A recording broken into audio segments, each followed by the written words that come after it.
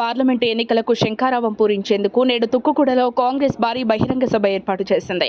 ఇవాళ తుక్కుగూడ జనజాతర సభలో BRS, BJP పార్టీలకు చెందిన పలువురు ఎమ్మెల్యేలు డజన్కి పైగా ఒకేసారి కాంగ్రెస్లో చేరేందుకు సిద్ధమయ్యారని తెలుస్తోంది.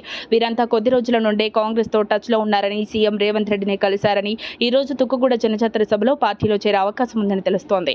ఇప్పటికే గులాబీ పార్టీకి చెందిన సిట్టింగ్ ఎమ్మెల్యేలు station Ghanpur MLA Kadiyam Srihari, Khairatabad MLA Danam Nagender కాంగ్రెస్లో చేరిన సంగతి తెలిసిందే.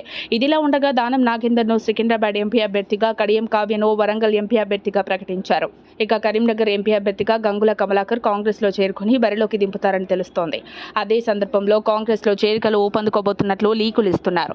సుమారు 12 మంది ప్రతిపక్ష ఎమ్మెల్యేలు కాంగ్రెస్ కండువాలు కప్పుకుంటారని చెబుతున్నారు. వారెవరూ ఏంటి అనేది తెలియాల్సి ఉంది. ఈ జాబితాలో మరి నేడు గంగుల కమలాకర్ ఉంటే హస్తంగుట్టికి చేరతాడా లేదా అన్నది అధికారిక ప్రకటన మాత్రం రాలేదు. ఒకవేళ గంగులతో పాటు బీఆర్ఎస్కు చెందిన మరో 11 మంది ఎమ్మెల్యేలు నేడు జనజాతర సభలో కాంగ్రెస్ కోటికి చేరనున్నట్లు సోషల్ మీడియాలో వార్తలు హల్చల్ చేస్తున్నాయి. బీఆర్ఎస్కు సంబంధించిన సీనియర్ ఎమ్మెల్యేలు కాంగ్రెస్లో చేరారు. అదే బాటలో మరో 10 మంది ఎమ్మెల్యేలు కాంగ్రెస్తో ఇప్పటికే టచ్లో ఉన్నట్లు తెలుస్తోంది. నేడు తుక్కుగూడలో తలపెట్టిన జనజాతరలో ఈ బీఆర్ఎస్ ఎమ్మెల్యేలు చేరే అవకాశం ఉందని తెలుస్తోంది. ఈ సభకు ఏఐసీసీ చీఫ్ సోనియా గాంధీ, ప్రియాంక గాంధీ, మల్లికార్జున ఖర్గేలతో పాటు ప్రముఖ కాంగ్రెస్ అధినేతలు రానున్నారు.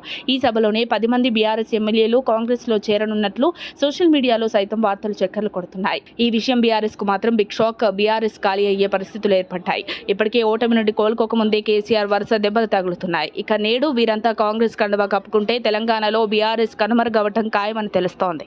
మరిన్ని అప్డేట్స్ కోసం మా కాయ్ టీవీని సబ్స్క్రైబ్ చేసుకోండి. మా వీడియో కనుక మీకు నచ్చినట్లయితే లైక్ చేయండి, షేర్ చేయండి.